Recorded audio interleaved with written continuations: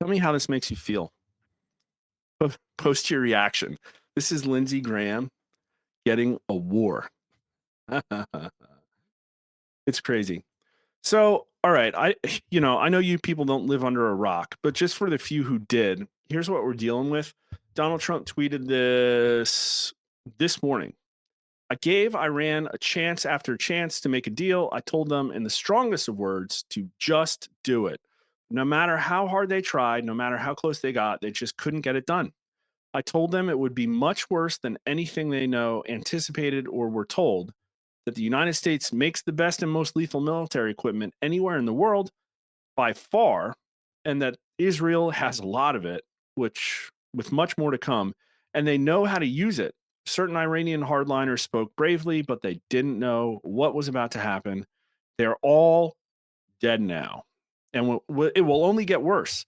There has already been great death and destruction, but there is still time to make this slaughter, with the next already planned attacks being even more brutal, come to an end.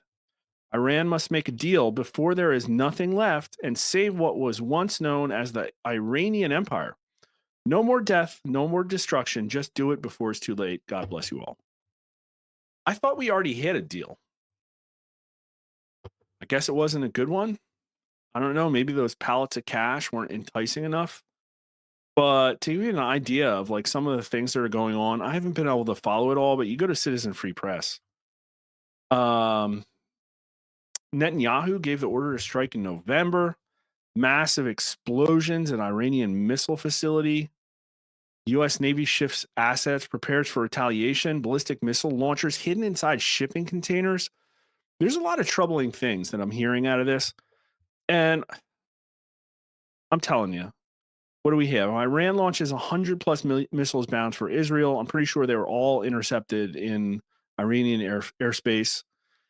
They deceived the Iranian Guard commanders into calling a meeting, and then they kept them all at the meeting and they hit them there, wiping out like the leadership of the entire Iranian Air Force. I mean, it's just unbelievable. 200 jets dropping 330 bombs on 100 targets. And my understanding also is that they were like sneaking drones in for months, and they were all like just stashing these drones near military bases, getting ready. And of course, everybody's out there saying, oh, it's so incredible. Look at all this military capability. And it scares the hell out of me. Pagers blowing up in people's pockets, drone swarms coming out of nowhere, dropping grenades on folks, missiles stashed everywhere around the country, probably all kinds of like technological hacks used to take down missile defenses, probably all kinds of human assets giving military information. Basically, it looks to me like Israel had complete fifth generation warfare upper hand, asymmetrical warfare upper hand on Iran, and just used it. They just flipped the switch and pressed the button. And I think, well, that couldn't hit us here. Oh, wait. Yeah, it probably could. Just the Chinese students alone in this country and all of the farmland they're buying up and all of the ways they're probably embedded in all those global homo corporations. People who have been here, maybe setting up cells like former CCP agents. I just don't like it. I don't like it at all. But let's look at a couple of pictures. This is what's going on. And I wonder what the left is going to do with this, because the left is super anti Israel. There's going to be pictures like this, but as you'll see, the numbers are going to be against Democrats using Iran, I think, and tying them to Hamas, I think. But I will say Democrats aren't overwhelmingly infatuated with Hamas. It's just not a thing. I forget the number. It was like maybe 20, 30, 40%. Well, we're going to look at it, right? But a lot of destruction, a lot of images coming out of Iran. You know, I heard that one residential building had been hit. Yeah, here's one of them. Emergency workers inspect a residential complex that was damaged in Tehran. You know, pictures of people in hospitals. The Western Wall in Jerusalem stands nearly empty Friday as Israel's home front command banned public gatherings, worried about reprisals. Our embassies had been emptied. Yeah, all at once. Now, there was a video that people showed, but apparently that was from October 2024 and not actually one. So I don't know if there's good video out there yet, but images all over Iran of things blowing up essentially. In my understanding, it was all focused on command and control and nuclear enrichment. But this is what made me most mad. This is the very first tweet I saw from a Republican after we all found out that Iran had been struck by Israel. Lindsey Graham, game on. Now he says pray for Israel. Okay, sure. Eh, Like this is the part that rubs me. Forget Israel, Iran, and think back to Russia and Ukraine. Okay? And I'm a Christian and I go to church. And what kind of blew my mind is that after Russia, although I'm pretty sure they tried diplomatic options and I'm pretty sure that they parked outside of Ukraine for a month where everybody in the world knew that they had military assets on the border. Pretty sure they were asking to come to the table. Pretty sure Biden's state State Department probably told them to F off. They invaded. And what did you hear everywhere around the country was pray for Ukraine. But there was a ton of Orthodox Christian Russian troops following orders in Ukraine, didn't want to be there, getting blown up too. And so it was always pray for Ukraine, not pray for Russia and Ukraine to work this out, not pray for peace, not, you know, whatever. So pray for Israel, sure. Uh, Game on, and it was met with some pretty savage ratios. Did he get a full ratio? So we got 34,000 likes, 35,000 comments. So there's a ratio. God. Oh, okay. Well, I'm not reading that one. So Keith Olbermann goes, "Game, your soul is lost." And this is the first Keith Olbermann tweet I ever liked and I ever agreed with. He was kind of my arch nemesis there for a while back in the fall. He trolled my comments a few times and I ratioed him once. I really miss him because he went away to Blue Sky for a while, but he's back. And if he's going to spend his time attacking, not America First neocons, bloodthirsty neocons, I guess that's fine. When Keith Olbermann and Retard Finder post next to each other and get the same number of likes, retarded post of the week. Data Republican, it's not a game, and I'm praying for the world. That's a better prayer. I agree with that statement. This is not a game, you stupid fool. You're effing pathetic. Treating war like a game is sick and disgusting. You and everyone like you are why we got into endless wars that cost Americans lives and trillions of taxpayer dollars. Why do you love war so much? Finally, war with Iran licking his chops. And, it just goes on and on and on. Brick suit with this awesome Lindsey Graham meme. Game, you're disgusting. Everybody agrees. This is wild and new. So I grew up as a bloodthirsty neoconservative. I was 18 and I was in the military, and I grew out of it by about 25 when I'm like, something's not right in Iraq. And here are, your TDS neocons, the Lincoln Project types, and these entrenched senators that you just know are purchased by the military industrial complex, and they're out doing this. Does he not know that he was going to get ratioed brutally? This is almost like a taunt. This is how did it, why would he not delete it after he got ratioed by 35,000 people? I guess he thinks he's going to win in South Carolina, although I did poll South Carolina and it is a winnable Republican primary. And I know that there are people planning to primary him. We'll see what happens. He already has the Trump endorsement. At some point, the Trump endorsement breaks down. And I don't know if it's about stuff like this because Trump endorsed the vaccines and people are like, no, I'm not taking them. So, and then they still like Trump. But then you got this guy who probably should have lost, but I don't think it was a reality for Republicans to allow him to. This is Randy Fine, representative in Florida, and this Ambulicitus wrote, what did he wrote bombs away. That's gross. Bombs away. Randy Fine was backed by AIPAC, I believe. I think he's a dual citizen of Israel, and he's very pro-Israel. One could wonder if he's Israel first. I don't know, but I put him on X-ray mode. So there's Randy. There's Randy Fine. That whatever. I maybe that's beneath me, but and then I also posted this. You can start putting these on the gas pump tomorrow because crude oil is now shooting up because of chaos in the Middle East, and people are already asking to buy them. But I made this in Grok, and I didn't trademark it. So if you like this idea, you can go run them off yourself. But we're getting to the polling. We're getting to the polling, but yeah, this is what I'm concerned about.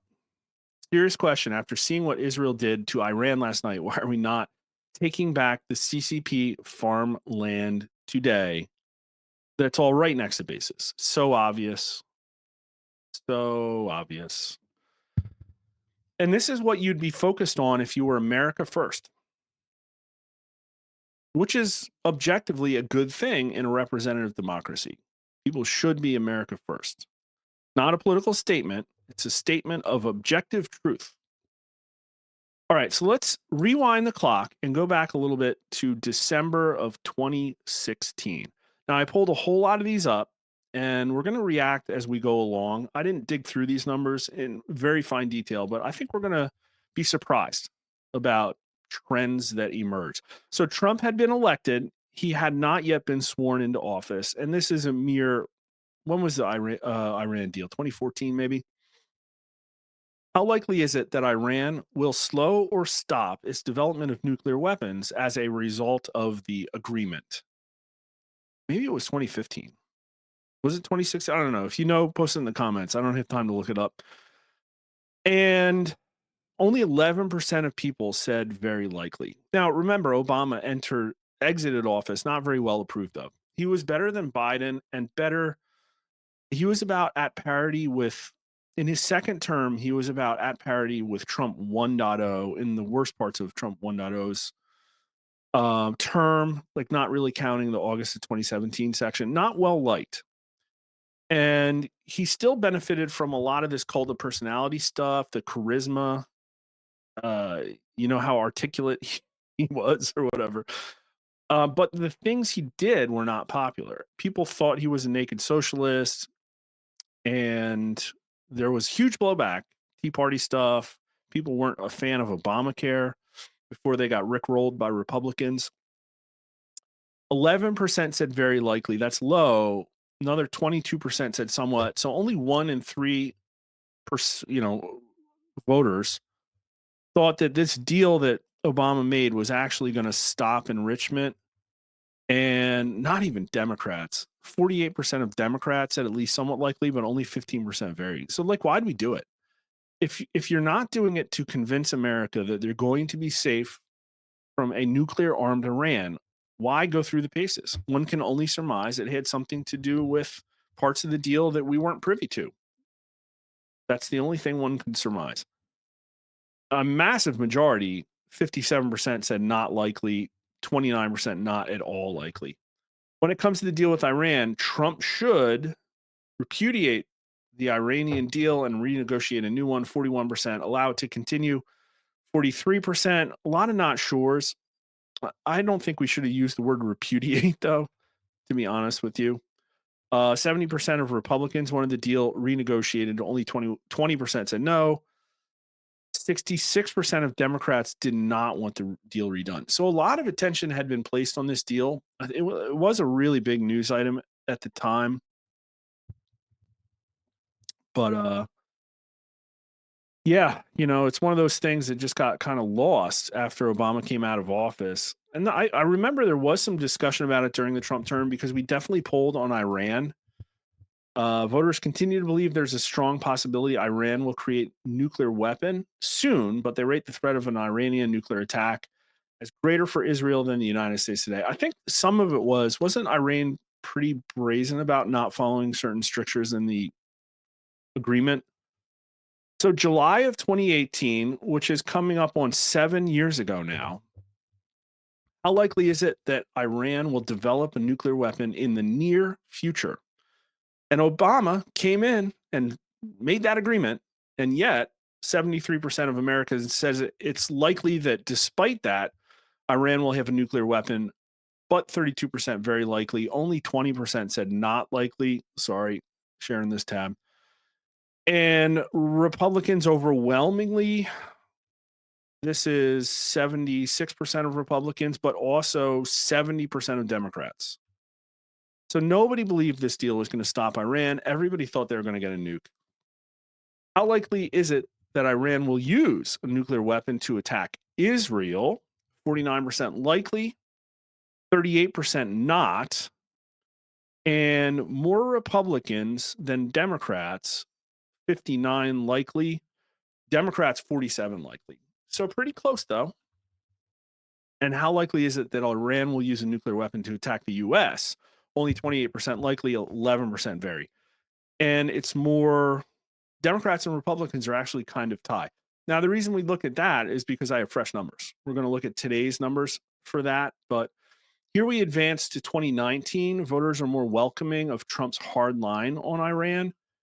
And again, I think it's people thought that Obama was too nice to them. So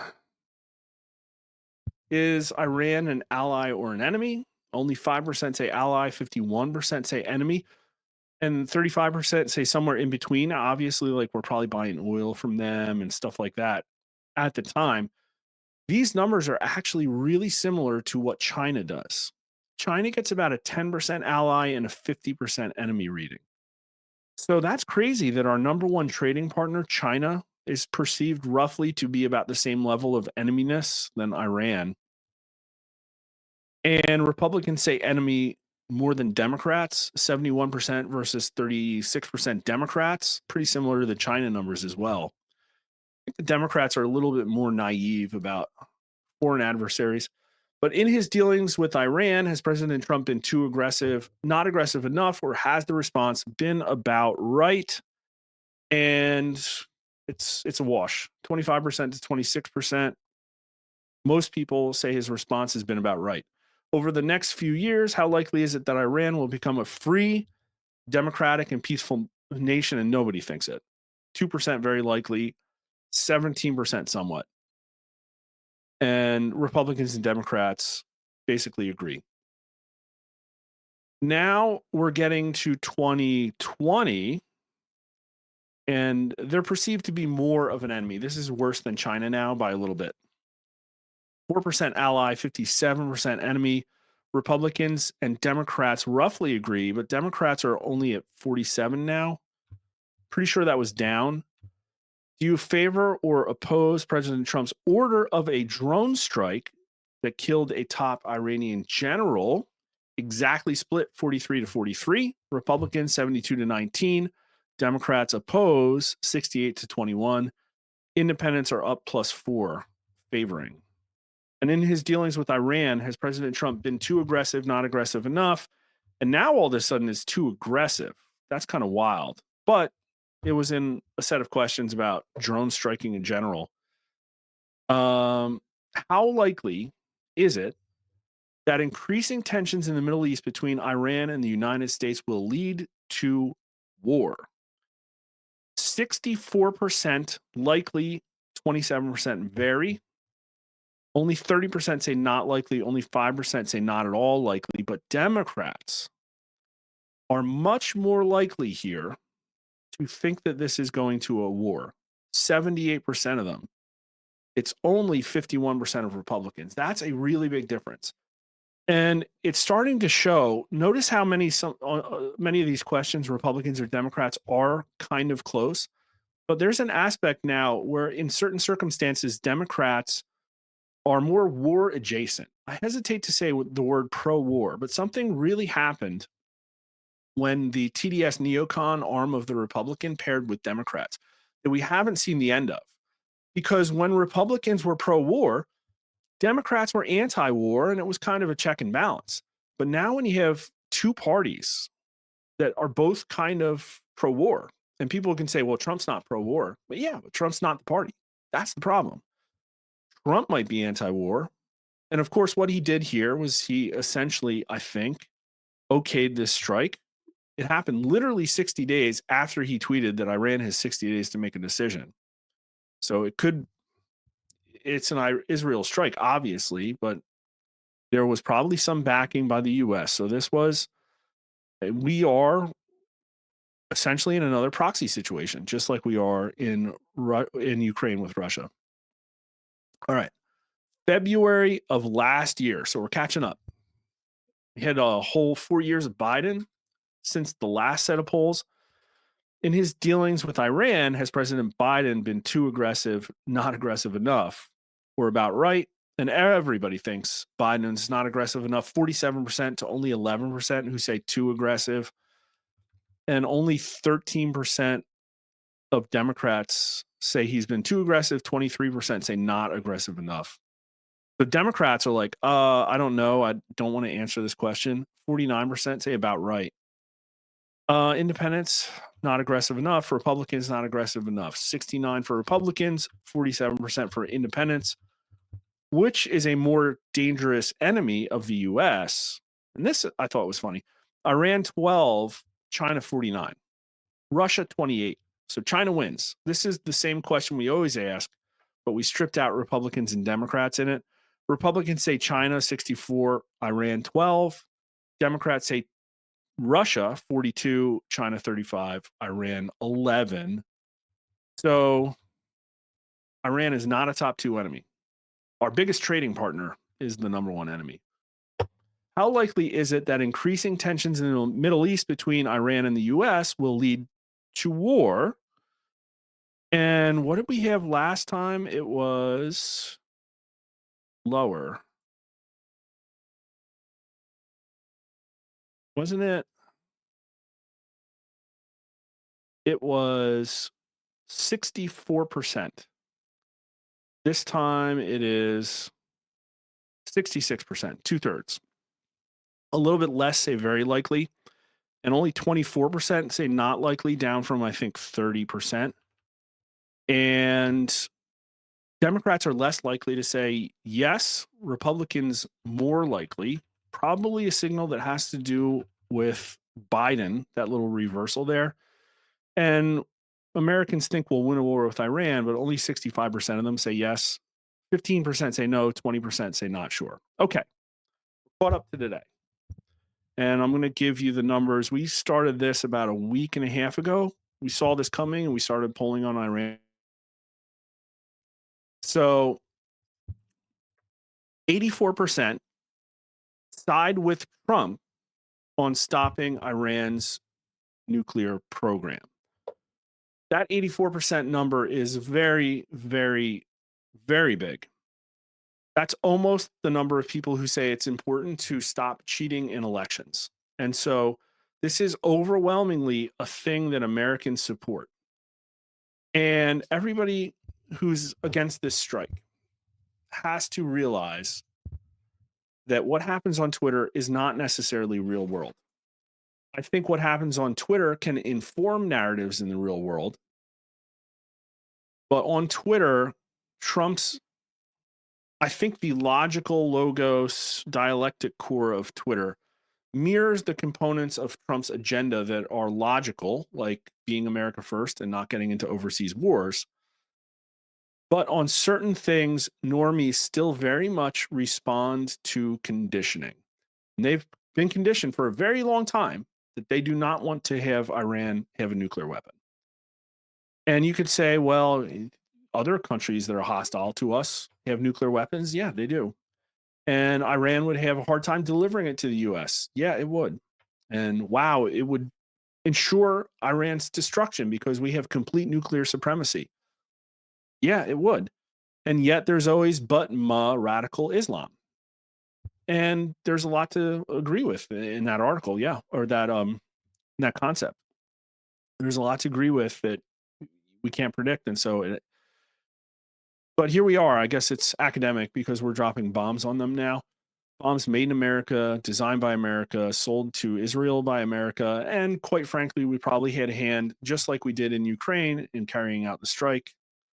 You would agree or disagree with this statement? Iran must never be allowed to have a nuclear weapon. Never. 84% agree, 63% strongly, only 9% disagree. And young people are more likely to disagree, but still only 22% of them. Black voters are less likely to agree, but it's still a massive majority, 77% of them. Democrats, what's that number? 83% of Democrats, 89% of Republicans, and even a stunning 82% of independents. Bipartisan agreement. Iran must never have a nuclear weapon. The lowest number here is people who are not sure what their ideology is. Like, um, it's not even the graduate degrees. Everyone, every single person. Kamala Harris voters are less likely to say strongly agree, but they still overwhelmingly agree. So that's where we're coming from because this is going to be framed about the nuclear weapon. And if Israel was smart, they would have known this polling and said, well, no matter what we pull off in this strike, we got to say that it's about the nuclear weapon. And it probably was. I'm just saying. If Iran were to develop a nuclear weapon, how likely is it that they would use it against Israel? And I think this number is higher than it was before. 50% very likely, 27% somewhat. So that's 77% say it's likely. And it's going to be bipartisan again. Actually, fewer Democrats. This is the Hamas signal. Only 39% of Democrats say very likely. 74% of Democrats say likely, though. 84% of Republicans. So that's kind of weird. There's like this little hint of apologist, opinion in the Democrat side where it's like, oh, Israel's probably going to skate through that. Let me pull up the past one. Try and look at where we were at. The last time it was 49% likely and only 47% of Democrats. So now here we are, and it is a massive 77%. So people are more super worried about crisis in the Middle East, about Iran getting a nuclear weapon than they were just years ago. If Iran were to develop a nuclear weapon, how likely is it that they would use it against the US? And now we have a massive majority, 63%, 30%, not likely. So here's the thing. Trump has been talking about, he's obviously been talking hard on Iran, and yet he's also talked a lot about how we don't need foreign entanglement and conflicts. But America is much, much more wary about a nuclear armed Iran, and they're way more concerned that those nukes are going to get used, way more concerned. And it's not just being driven by Democrats, although a lot of them, it is a lot of it. Look at Republicans there. 84% of Republicans, 84% think Iran would nuke the US. So when you're on Twitter and you see everybody dumping on Israel for this attack and attacking the neocons for like savoring the death of innocent civilians, like keep in mind, Republicans think Iran is going to nuke the US. Which is more likely to happen? Iran will agree to end its nuclear program, 18%. Israel will take military action to stop Iran's nuclear program, 37%. The US will take military action to stop Iran's program, 24%. But a majority, 61%, said somebody's taking action to stop this thing. And this is like Schrodinger's nuke. How many decades have we heard they're just on the cusp of doing it? I'd assume what has really happened is that they've just been racking up a whole lot of weapons grade enriched uranium or whatever. and they just haven't assembled it. I mean, my understanding of nuclear weapons, I actually took a class called Weapons. I was in the military, and I understand how nuclear weapons work. And I was also a nuclear submariner that had nuclear weapons on board, and like, the principles are pretty well understood. So they've been having their centrifuges working forever. Pretty reasonable to presume, I guess, that they have one. Republicans were way more likely to think a strike was happening, 67% of them compared to 58% of Democrats. And independents mostly thought that Israel was going to take unilateral action, 39%.